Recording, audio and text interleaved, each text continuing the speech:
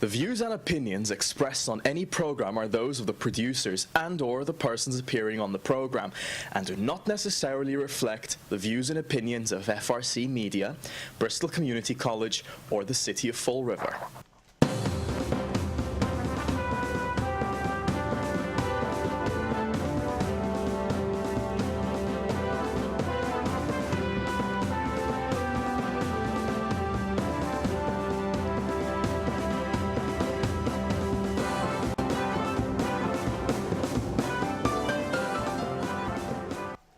Well, hello. Welcome to Spindle City Straight Talk. I'm Chip. And I'm CJ. And boy, have we got a lot of stuff to talk about today, as usual. Here we go. It's never sunny in the Riv. No, it's not, and it's always funny, that's for sure. Hey, let's immediately get over to just a little bit of history before we go to our first breaking news story, which it really isn't breaking much anymore. In the 1970s, mid-1970s, inflation was high. And at that time, very significant financial analysts across the country, and actually across the world, had said that the American dream is dead. And that with the basis of our workforce going to service industry jobs, they cannot earn a living to keep them at the middle class. And the middle class was gone. Well, sadly enough, these experts, kind of like, you know, Milton Friedman, were ignored. And guess what? The middle class is gone. They were right. So when you look at history, you know, and the reason why I lead into this, because when you look at history, we repeat it every time. And you look at the history of Fall River, it's the same crap all over again. We can't get out of this mess. And no matter how many times we bring in the sewerage guy to dump out this cesspool, it fills up just as fast. So, and now we get into some real cesspool information. Oh, this is, boy, if you guys, let everybody get ready, because if you want to get angry, this will make you angry. You know, the Fall River Housing Authority, you know, is an interesting little body because they think that they're city employees. We know they're part of the city pension system, which I know just goes up your backside sideways, Chip. And it's scary when you think about it. But they are again, a federal... they're untouchable because then, you know, they're only city employees when they want to be. Exactly. And then they're not. And you know, they're a federal program, and the one thing about the federal government is they do not look highly or with mercy on sexual harassment or sexual misconduct. Yet, the Fall River Housing Authority Board held an executive session this past week and disciplined a gentleman by the name of Emilio Estacio, okay, who was the assistant supervisor in the Housing Authority Operations Department. Now, this isn't this gentleman's first ride at the rodeo. He's been suspended numerous times before this suspension came out. And by the way, it's a retroactive suspension. And we have to ask ourselves why. Well, you know, we've known for years that the Housing Authority is a political dumping ground for every political hack, kiss ass, or moron that exists. So let me get into how you get a job in the Fall River Housing Authority. You start looking at things like campaign finance reports. Uh-oh. So, you know, when you get into campaign finance reports, you start laughing because Mr. Estacio, by the way, lists himself several times in several different positions because under OCPF regulations, you must list your job, who your employer is. Well, he's listed City of Fall River. He's listed Fall River Housing Authority. He's left it blank.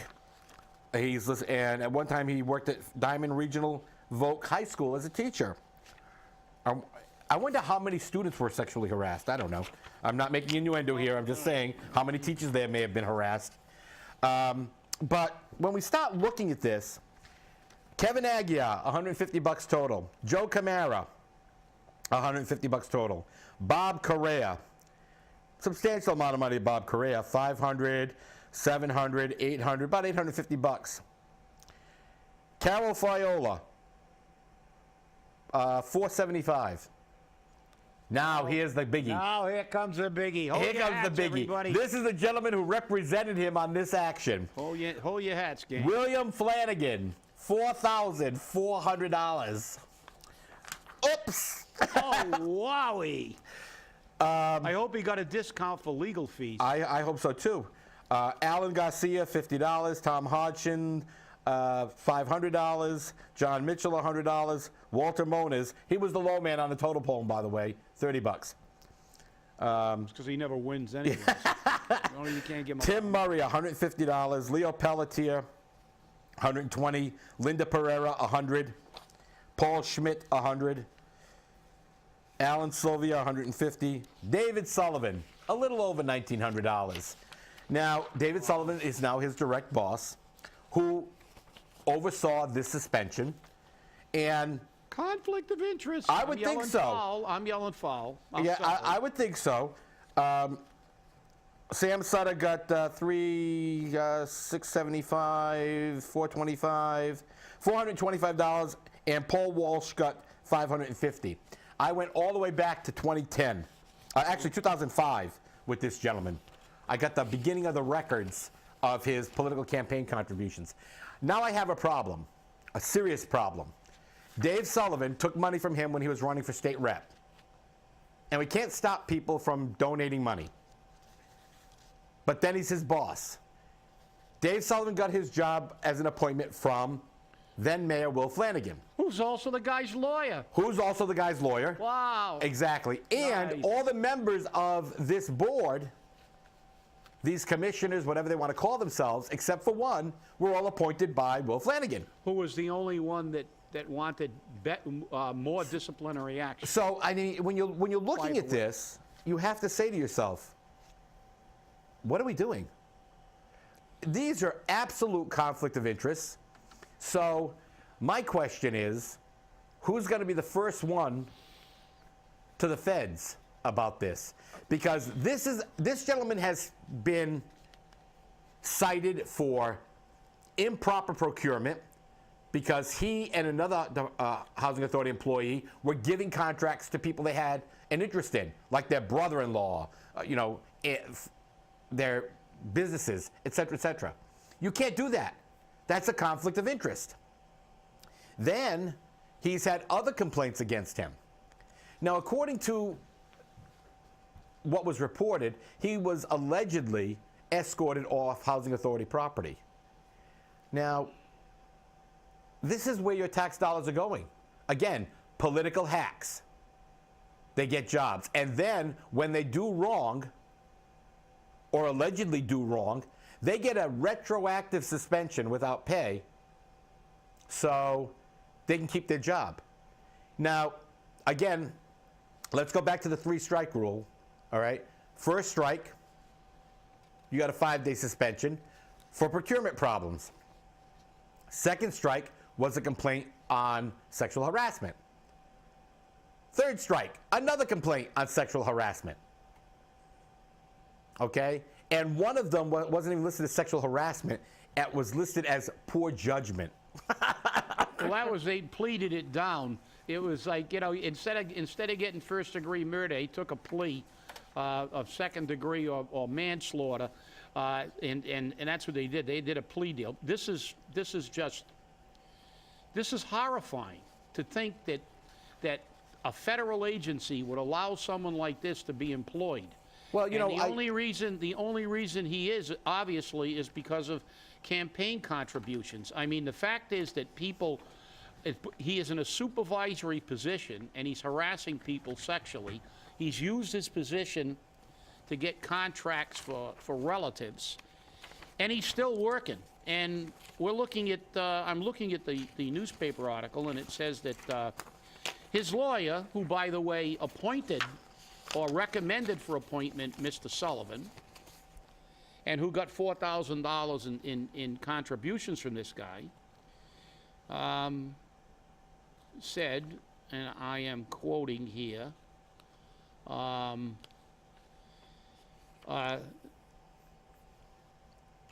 and my client is was pleased with the vote from the disciplinary hearing, and then he goes on to say that false allegations. Well, if he was pleased with the vote, getting a 90-day suspension, that's 3 months without pay. I guess he was guilty. So I guess the allegations weren't false, Will. I know you're a lawyer, and that was your plea that the allegations were false, but obviously, as a lawyer, you're obligated to represent your client's best interests. And if you really had a case, you wouldn't have got a 3-month, 25% of the year pay loss. You wouldn't have taken that deal if you could prove the allegations were false. This man has a long history, 6 years. And you're right, CJ. I mean, the feds have to be contacted on this thing. This again shows how disgustingly political things are. And I know they're political everywhere, but in Fall River, we redefine politics. I mean, you just look at this. Everybody involved in this fundamentally was in a conflict of interest. Or at least it could be perceived, and even if there's the perception of a conflict, you should consider it a conflict. Now, most of those board members were recommended for appointment by probably Will Flanagan. Correct. And the director of the Housing Authority was recommended for his job, which, by the way, if we all remember correctly, everybody said he wasn't qualified for, and the state corroborated that and said he wasn't. And they made him go take, you know, ridiculous state classes so they could rubber stamp them like they always do and justify another political appointment. So you have the director of the Housing Authority who took almost $2,000 worth of contributions Yes. from him, and who was given the job by the attorney representing this guy, who got $4,000 in campaign contributions when he was the mayor. I mean, this is like inbred Jed. I feel like I'm down in Alabama. I mean, what is this? The Appalachian Mountain Trail. What did they say after this hearing was completed? Did they all look at each other and say, "Hey, if we get married, he is still my brother after I get divorced"? I don't know. I mean, this is ridiculous. Well, I mean, this is. I mean, it's just mind-boggling. You know, I mean, this was probably the greatest meeting of political hacks in the last 6 months. I mean, everybody there had a vested interest in this guy. He gave money to virtually everybody. Well, that's how you keep your job. That's how you keep your job. You know, 6 years. I mean, the only guy who voted against this, who wanted further disciplinary action, was one who preceded this, and it wasn't. Said Commissioner Scott Charette was the sole member to reject Sullivan's recommendation during the closed hearing, and said he arrived at the decision after speaking with staff from the Housing Authority. He said he was aware of Estachio's suspension in 2010. I do my due diligence more than most people, Charette said. Well, 2010, last time I checked it was 2016. This guy has been working there for another 6 years after 2 instances. One where he procured contracts for a relative, which, by the way, is malfeasance at best, and illegal, and a crime at worst. So, although malfeasance is a crime technically too. But, you know, the fact is, this is just, you know, again, you know, you ask why I tell you to stay angry. This is why. This is what goes on in Fall River in the back rooms all the time. Not just in this instance, in TIF deals,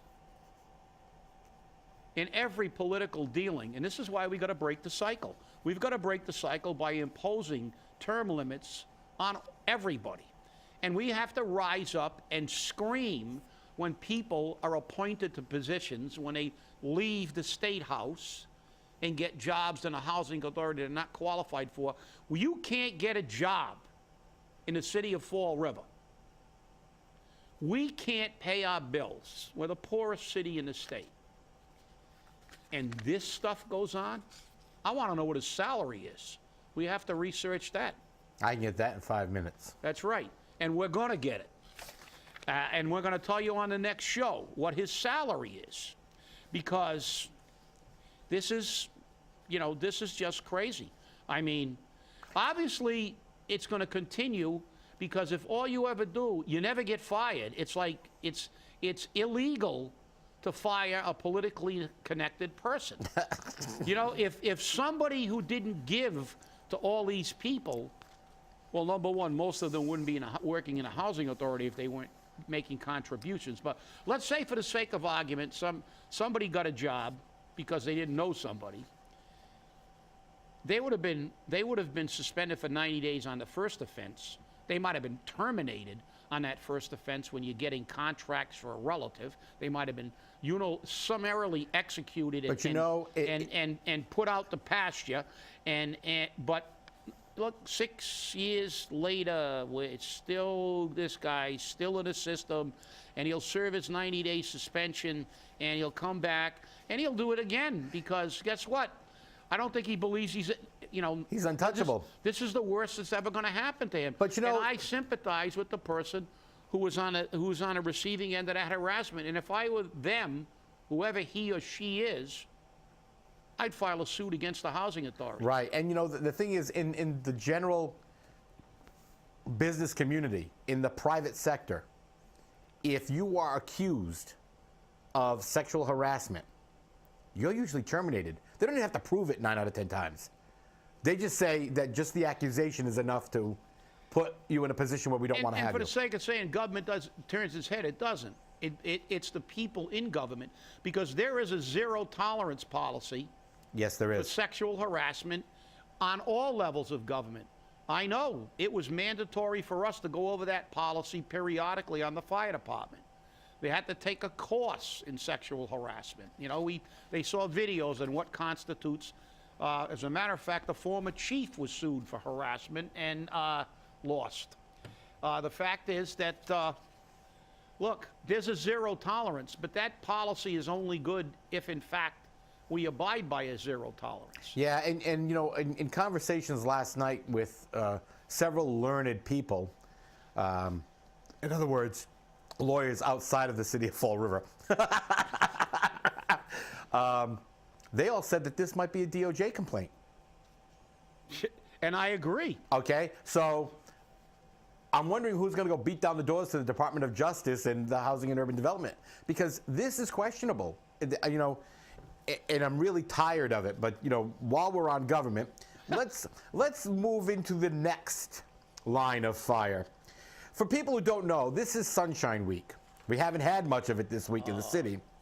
But Sunshine Week is about open government, transparency in government. And as many people know, my name is quite well known at the Office of Open Meeting Complaints in the State House. And on March 15th, an article was written by a gentleman by the name of Brian Hunhoff, Hunhoff. He writes for the Yunkin County Observer in Yankton, South Dakota. Wow. Okay. He's got nothing better to do in South Dakota. Now, interestingly enough, he said something, and by the way, I emailed this out to every city councilor, every school committee member. I emailed it out to Kathy Ann Viveris. I mailed it out to Joe Macy. I mailed it out to Bruce Assad. I mailed it to Allison and Inez. So the entire city has this article just to read. And I'll get into the comments in a few moments. But there's the 10 Commandments, as he calls it, for open meetings. And I'm only going to go into the 10 Commandments. 1, do not gather as a quorum outside of regular meetings, and do not hold special meetings without giving at least 24 hours public notice. How often does our city government violate that? No, but you didn't read this in little tiny print that you need you need a microscope. It says except in Fall River. Except in Fall River, exactly. Okay. Number 2, do not habitually add last-minute items to the agenda, and do not act on anything not listed on the posted agenda. Our city council does that every meeting. 3, do not abuse the litigation excuse for executive session to speculate about possible or imagined lawsuits. 4, do not stretch the personnel excuse for executive sessions to discuss policy issues. Example, creating a new position or changing a department's job description and policy decisions and not appropriate topics for closed meetings. 5, do not dial up the negotiations excuse to suddenly exclude the public from discussions of controversial issues that were previously aired through its open session. 6, do not allow executive session conversations to stray to other topics. 7, do not violate the spirit of the open meeting law with the frequent phone, email, or text dialogues with other members. Reach consensus at the meeting. 8, do not make a habit of whispering or passing notes at meetings. You were elected to speak for us. Tell what you have to say out loud and proud. Allow public input at every meeting. Include it on every agenda. That's number 9. Okay, and 10, be as transparent as possible. Do not hold executive sessions simply because counsel advised it is legal to do so. Ask yourself, is it absolutely critical we discuss this privately? Well, guess what? Every one of those 10, our city council, our school committee, and our city government violate regularly. You do not have the right to know anything. As a matter of fact, they make a conscious effort to do it exactly the opposite of most of these rules. Exactly. Because, you know, I'm looking at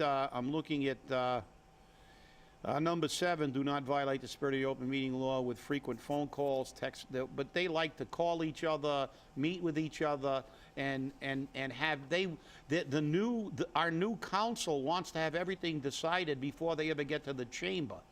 And they don't understand, as he said very clearly, you know, you're there to represent us.